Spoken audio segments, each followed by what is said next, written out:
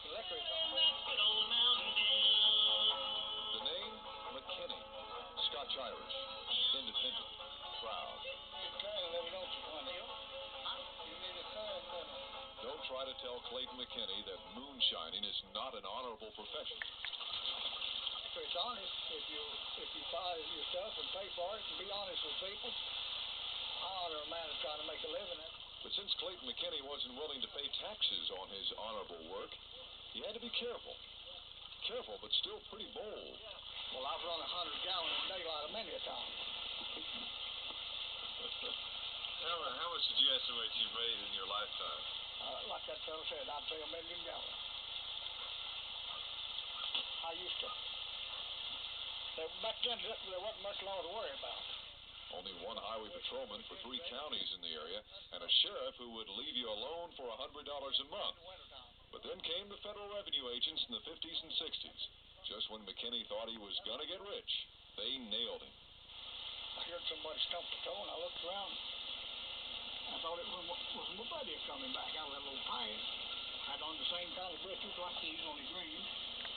But I saw about that much of the gun sticking down. I knew damn well that wasn't my buddy. McKinney grew tired of lawmen lurking in the law. He says he gave up moonshining a few years ago. Yeah, boy. Them old barrels ain't been in use in a long time. I'd like to see them in use about once more.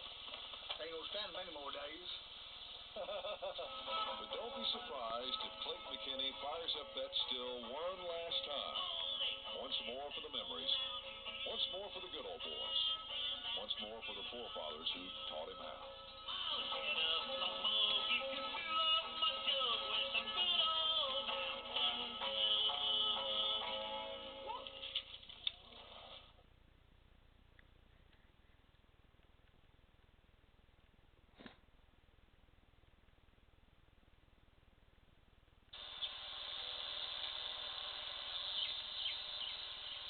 Misery for the moonshiner.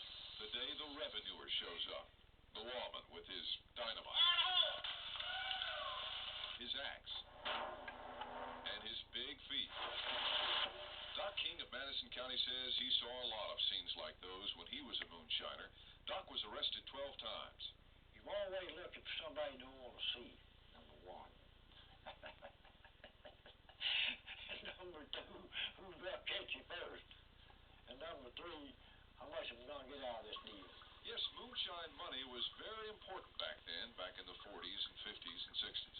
You can get shoes now without making whiskey. Back in my days, that's the only way we had to get in $1.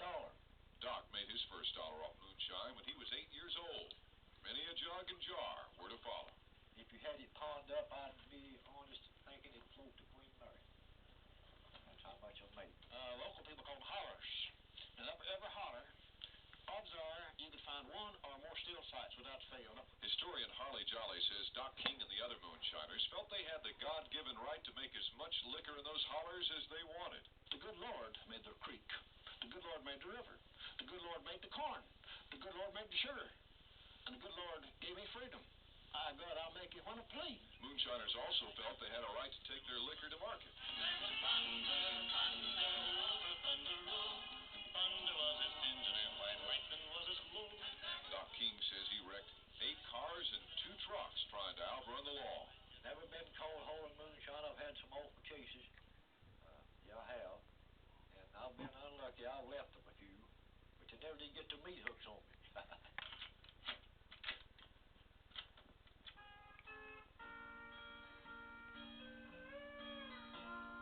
Doc used to play fiddle in a honky-tonk band with some of his moonshine buddies, and the memories bring out a more serious side. It was there I started drinking. Girls running around. Each night at sundown, there I He admits he drank too much, and he doesn't have a whole lot to show for all that moonshine he made. And if he had to do it all over again, he probably wouldn't. I'd say it's one of the hardest lives a man can ever live. I advise anybody, if they can make an honest living without stealing, it don't matter what it takes. Forget about moonshining. God knows it's not nothing in it. It's nothing but headaches, heartaches, and you name it, that's it. say from that place, call the boy.